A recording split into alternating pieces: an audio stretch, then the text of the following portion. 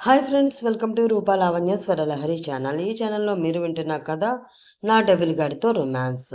ఈ కథలో ఈ భాగం వినబోయే ముందుగా ప్రీవియస్ పార్ట్స్ మిస్ చేసిన వాళ్ళు ఒకసారి వినండి.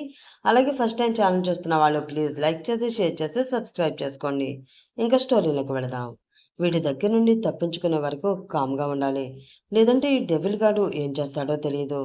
ముందు అరుణ్కి కాల్ చేసి ఏదో ఒకటి చెప్పాలి, లేదంటే నన్ను వెతుకుతూ వచ్చేస్తాడు అని ఏడుపాపేసి నెక్స్ట్ ఏం చేయాలా అని ఆలోచిస్తూ ఉంటుంది.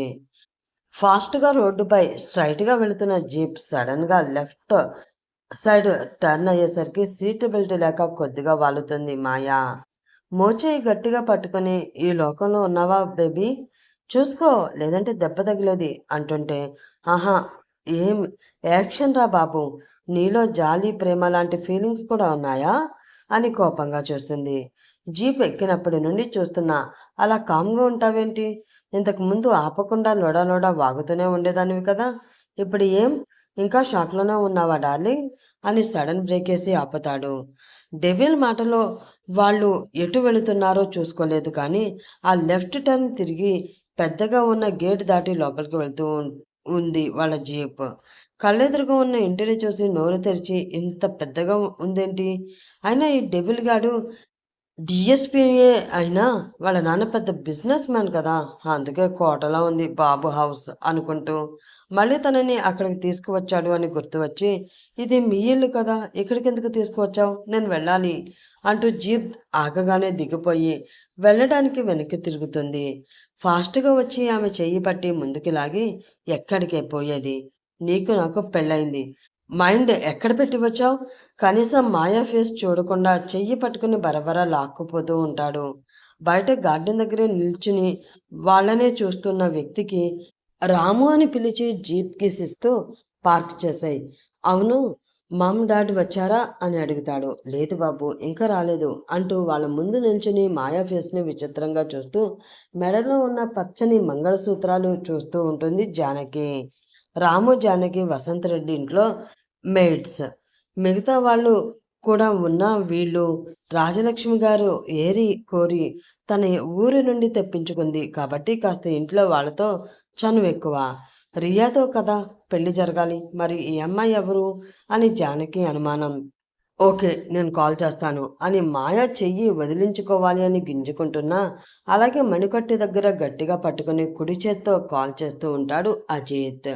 హలో మామ్, మేము ఇంటికి వచ్చేస్తాం, మీరేంటి ఇంకా రాలేదు అని కొంచెం విసుగ్గా అడుగుతాడు. అనుకి పెయిన్ అని చెప్తే మళ్ళీ హాస్పిటల్కి వెళ్తా అంటాడు అని. ఏం లేదు అజ్జు, అక్కడ మావయ్య అత్తయ్యతో మాట్లాడి వస్తున్నాం, అను మాతో రావట్లేదు, నేనే వచ్చి హారతిస్తాను, ఇద్దరు బయట ఉండండి అని వసంత్ వైపు పక్కనే ఉన్న రాజలక్ష్మి వైపు చూస్తుంది. అందరూ ఎవరి ఆలోచనలో వాళ్ళు ఉన్నారు. కాసేపట్లోనే వచ్చి మెయిన్ డోర్ దగ్గరే నిల్చుని ఉన్న ఇద్దరిని చూస్తూ కల్పన లోపలికి వెళ్తుంది. వసంత్ మాత్రం, అజిత్ ఇవన్నీ అయ్యాక ఒకసారి నా రూమ్కి రారా, వి వి విల్ టాక్ అని సీరియస్గా చూసి వెళ్ళిపోతారు. రాజలక్ష్మి గారు మాత్రం డైరెక్ట్గా లోపలికి వెళ్ళిపోతారు. కలసంతో బియ్యం తెప్పించి గుమ్మం ముందు పెట్టి హారతి పళ్ళెంతో వస్తారు కల్పన. హారతిచ్చి ఆ కులసం కుడికాలుతో తన్ని రామ్మ అంటే అదంతా చేయడానికి చిరాగ్గా అనిపిస్తూ ఉంటే విసుగ్గా చూస్తుంది. అప్పటి వరకు మెల్లిగా పట్టుకున్న చెయ్యిని కాస్త ఈసారి గట్టిగా పట్టు బిగించి కోపంగా చూస్తాడు అజిత్. వీటితో నాకెందుకు, ఇక్కడి నుంచి తప్పించుకున్నాక చెప్తాను వీడి సంగతి అని అజిత్ చూపులకి ఒక పక్క భయపడుతూ ఇంకో పక్క తిట్టుకుంటూ కల్పన చెప్పినట్లే చేస్తుంది. ఇద్దరూ కుడికాలు పెట్టి లోపలికి వెళ్ళాక, మామ్ తనకి రూమ్ చూపించు, నన్ను డాడీ పిలిచారు అంటాడు. అలాగే అని. మీ అమ్మ నాన్న ఎక్కడ ఉంటారు అని కల్పన అడిగితే మాయ ఏదో చెప్పేలోపు వెళ్తున్న అజిత్ మళ్ళీ వెనక్కి తిరిగి తను అనాథమ్మ అంటాడు. చా, అందరూ ఉండి కూడా వీడి వల్ల అనాథాన్ని చెప్పుకోవాల్సి వస్తుంది. అయినా అదే మంచిది, నేను దొరికిపోయినా నా ఫ్యామిలీ వీడికి తెలియకూడదు అనుకుంటూ కోపంతో చీర కొసని నలిపేస్తూ ఉంటుంది మాయా. అదంతా టెన్షన్ అనుకుని, కూల్ మాయా, నాతో రా మాయా అని పిలిచి దేవుడి గదిలో దీపం కూడా పెట్టాక మళ్ళీ హాల్లోకి తీసుకువస్తుంది. ఇటురా కూర్చో అని అక్కడే ఉన్న సోఫాలో కూర్చోబెడుతుంది కల్పన. ఇక్కడ ఉన్నన్ని రోజులు నేను ఎవరో బయటపడకుండా కామ్గా ఉండి నా మీద అనుమానం రాకుండా జంప్ అవ్వాలి అనుకుంటూ కూర్చుంటుంది మాయ. కల్పనకి కొంచెం డిస్టెన్స్లో కూర్చొని చూస్తుంటే అందరిలా మా అబ్బాయి ఇష్టం లేని పెళ్లి చేసుకుని వచ్చాడు అని నిన్ను మేము ఏమీ అనము మాయ. కాకపోతే మీ ఇద్దరు లవ్‌లో ఉన్నారు అని మాకు ముందే చెప్తే బాగుండేది. ఈరోజు ఇలా పెళ్లి మండపంలో మా పరువు పోయేది కాదు. ఆయనకి అన్నిటికన్నా పరువే ముఖ్యం. నువ్వేమీ చెయ్యకపోయినా పర్వాలేదు కానీ మాకు ఇప్పుడు ఉన్న పరువుని మాత్రం తీయకుండా ఉంటే చాలు మాయ అంటూ చెప్పకపోతూ ఉంటుంది. మీ పరువు కాదు, నీ కొడుకు ప్రాణాలు తీసే ఇక్కడ నుంచి వెళ్తాను అనుకుంటూ ఉంటుంది మాయ. పెళ్ళయ్యే వరకు నవ్వుతూ ఉన్నావు. ఇప్పుడేంటి ఇలా మొహం ఏడుస్తున్నట్లుంది? నీకు ఈ పెళ్ళి ఇష్టమే కదా?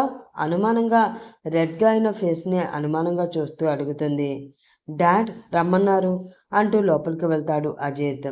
హా! సిట్ అజిత్ అని ఇద్దరు సోఫాలో సెటిల్ అయ్యి, అజిత్ ఆ అమ్మాయి ఎవరు? మాయ. యాక్చువల్‌గా సారీ డాడ్. మీతో ఇదంతా ముందే చెప్పి ఉండవలసింది. కానీ లాస్ట్ వరకు చెప్పడం అవ్వలేదు. అదే ఎందుకని? మీరు ముందు నుండే లవ్‌లో ఉంటే మేము రియాతో మ్యారేజ్ అన్నప్పుడే చెప్పి ఉండాలిగా? సీరియస్‌గా చూస్తూ అడుగుతారు. నిజమే కానీ అప్పటికి నేను తనని లవ్ చేస్తున్నానో లేదో నాకే క్లారిటీ లేదు డాడ్. అందుకే ఇలా. బట్ తనని మిస్ అయ్యాకే తెలిసింది. నేను కూడా తనని లవ్ చేస్తున్నాను అని. అందుకే వదులుకోవాలి అని అనిపించలేదు. ఓకే. సో, ఆ అమ్మాయే నీకు ముందు ప్రపోజ్ చేసింది రైట్?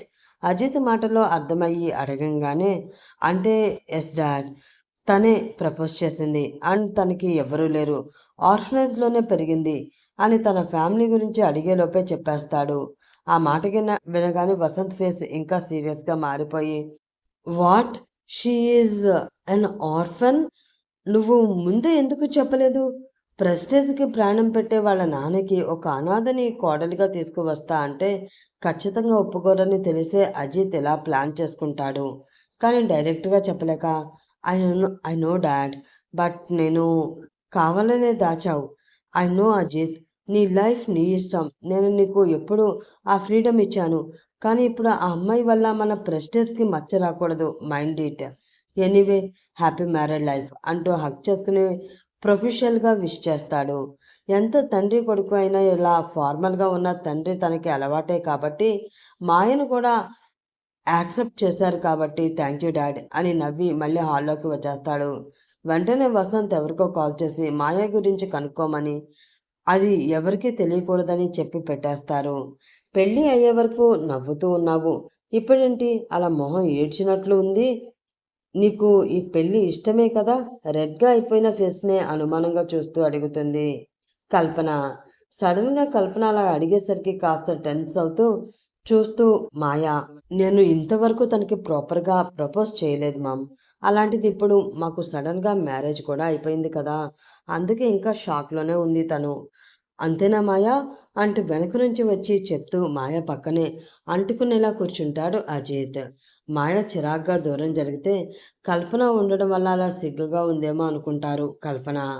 కల్పన ఎక్స్ప్రెషన్ చూసి దీనికి బాగా గోరోజనం పెరిగింది. తగ్గించాలి అనుకుంటూ సరే మామ్ 2 డేస్ నుండి నిద్రలేదు. ఫ్రెష్ అయ్యి రెస్ట్ తీసుకుంటాను. డిన్నర్ పైకే పంపించు. అలాగే తనకి అందాక అను డ్రెస్ కూడా పంపించు అని కల్పన నుండి ఆన్సర్ వచ్చేలోపే మాయ మోచేతి దగ్గర పట్టుకుని లేపి తనతో మేడపై తన రూమ్‌కి తీసుకుని వెళ్తాడు. అమ్మాయిలు అంటేనే చిరాగ్గా ఉంటూ వాళ్ళపై అరిచేసే విరుచుకుపడిపోయేవాడు.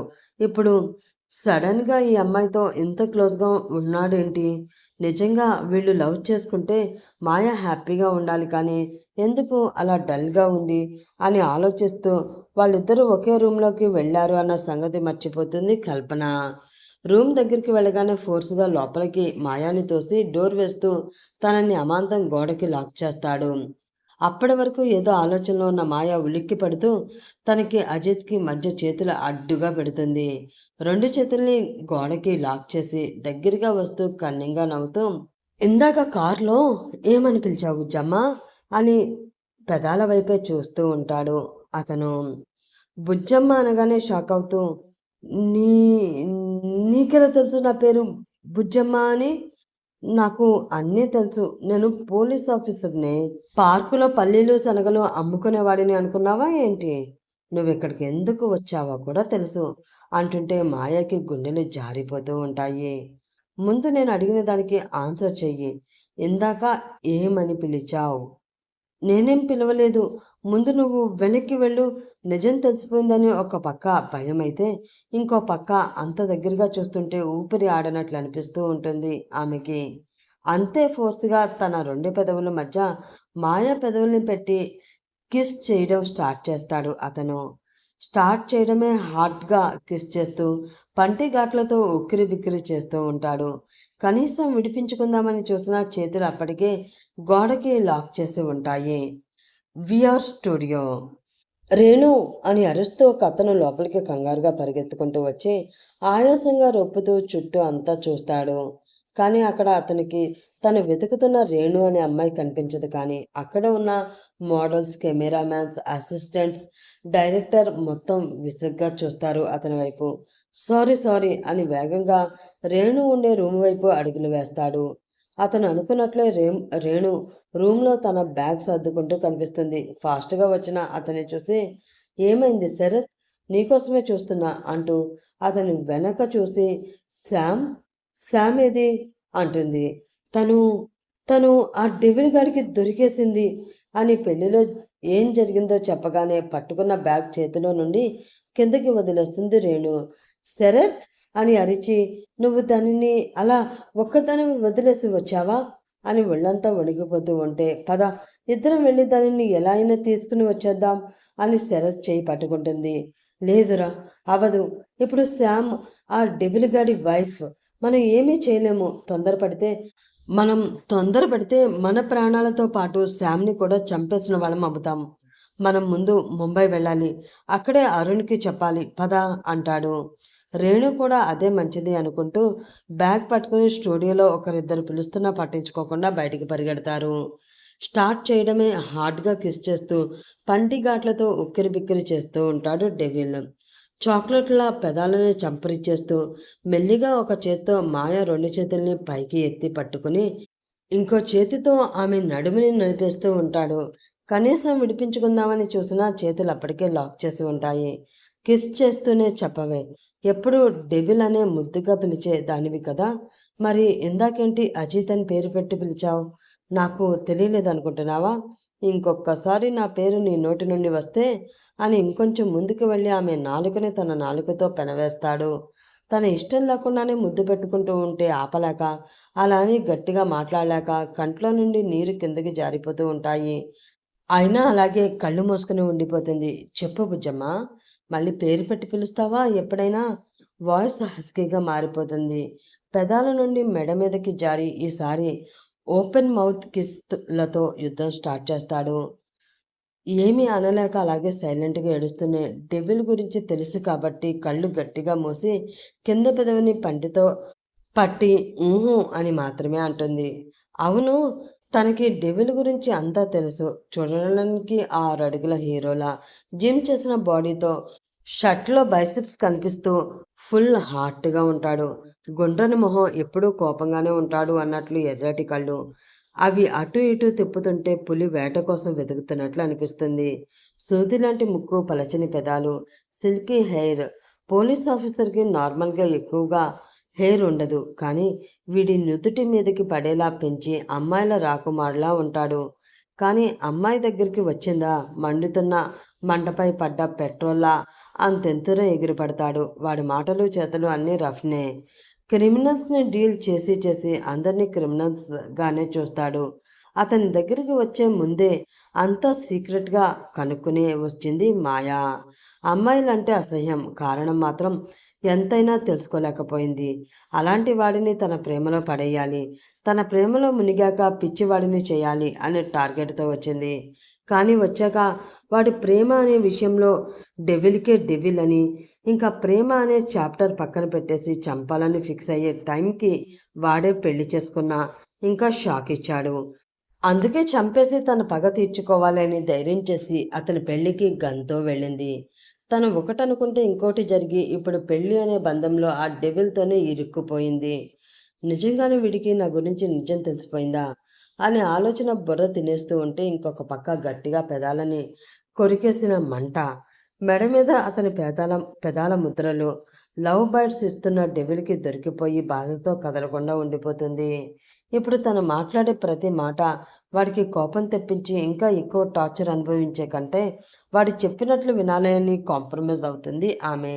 గుడ్ అని ఆమె పెదాలను వదిలి ఒక చేత్తో నడుం మీద చేయి వేసి చిన్నగా ప్రెస్ చేస్తూ, పెళ్ళికి వచ్చేటప్పుడు నుండి చూస్తున్నా తెగ హుషారుగా అంతా నవ్వుతూ తిరిగి రియాతో నా పెళ్ళి ఓకే అన్నట్లు యాక్ట్ చేశావు.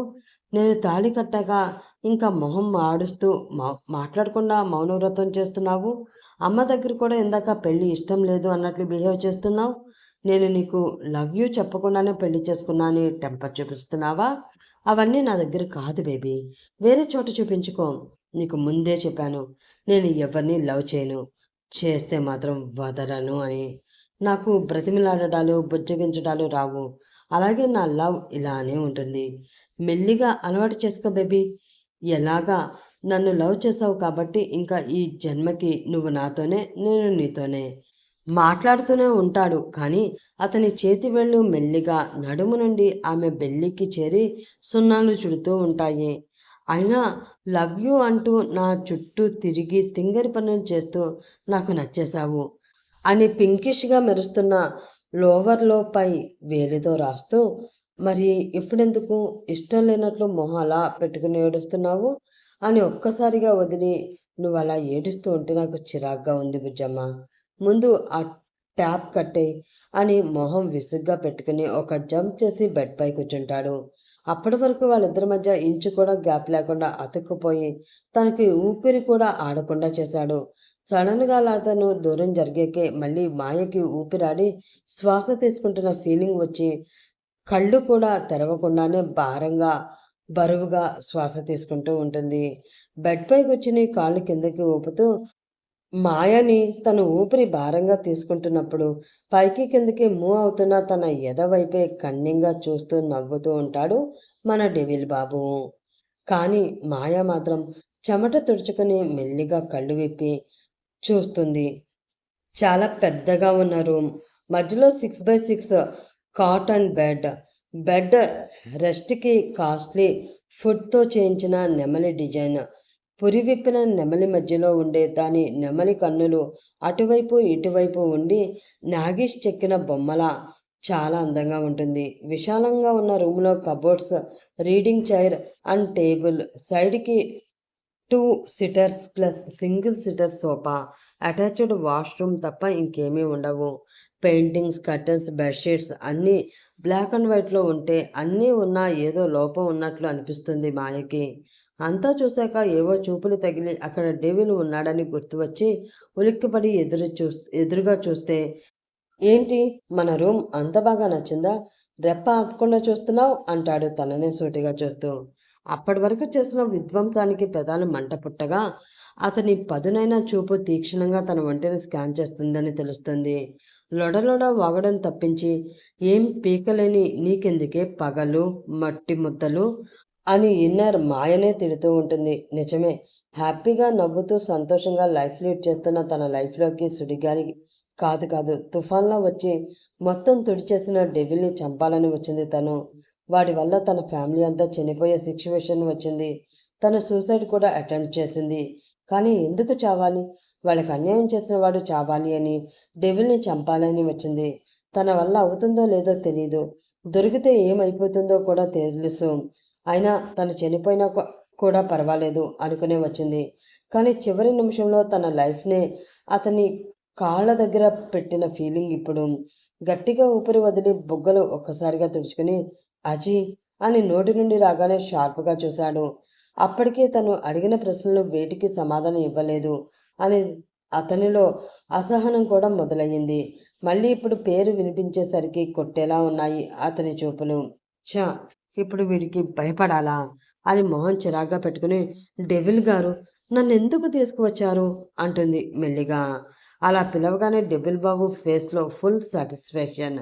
ఆమె కలిసిన మొదటి రోజే డెవిల్ అనే పేరు తన నోటి నుండి విన్నాడు. చెప్పలేనంత కోపం. కానీ ఆమె మొహంలో చిన్నపిల్ల ఛాయలు, తీయని గొంతు, చూస్తున్న కళ్ళు టపటపా కొట్టుకుంటూ అమాయకంగా కనిపిస్తూ ఉంటే మొదటిసారి ఎందుకో ఒక అమ్మాయిని కోపంగా అరవకుండానే వెళ్ళిపోయాడు. మళ్ళీ రెండోసారి కలిసినప్పుడు డెవిల్ పిలుపు కాస్త డెవిల్ గారు అయింది. అప్పుడైతే మాయ చూడకుండా గట్టిగానే నవ్వుకున్నాడు. మళ్ళీ ఇప్పుడు అదే పిలుపు. తనని చూసినప్పుడల్లా ఆమెలో ఉండే ఏదో మ్యాజిక్ అతన్ని ఆమె వైపు లాగేస్తున్నట్లు అనిపిస్తూ ఉంది అతనికి. పైకి నవ్వుతూ ఉన్న ఆ నవ్వు వెనక ఏదో చెప్పలేని బాధ ఉందని అనిపిస్తూ ఉంది. చేసే అల్లరికి, మాట్లాడే మాటలకి ఆ బాధ ఎవ్వరికీ కనిపించకపోవచ్చు. కానీ కళ్ళల్లోకి చూసినప్పుడల్లా తెలుస్తుంది. ఎన్నోసార్లు అడిగాడు కూడా. కానీ ఏమీ లేదు అనే చెప్పేది. ఆలోచన నుండి బయటకు వచ్చి ఎన్నిసార్లు చెప్పాను ఆ గారు వద్దు అని అంటూనే మెల్లిగా నడుస్తూ వస్తుంటే మళ్ళీ గుండె వేగం పెరిగిపోతుంది మాయాకి. అసలు ఈ మాయ ఎవరు? శ్యామ్ ఎవరు? ఇక అదేంటి నెక్స్ట్ పార్ట్లో చెప్తారు రూప గారు. అలాగే ఈ పార్ట్ మీకు నచ్చితే ప్లీజ్ లైక్ చేసి, షేర్ చేసి, సబ్స్క్రైబ్ చేయండి. నెక్స్ట్ ఎపిసోడ్లో మళ్ళీ కలుసుకుందాం. అప్పటి వరకు bye bye. Have a nice day.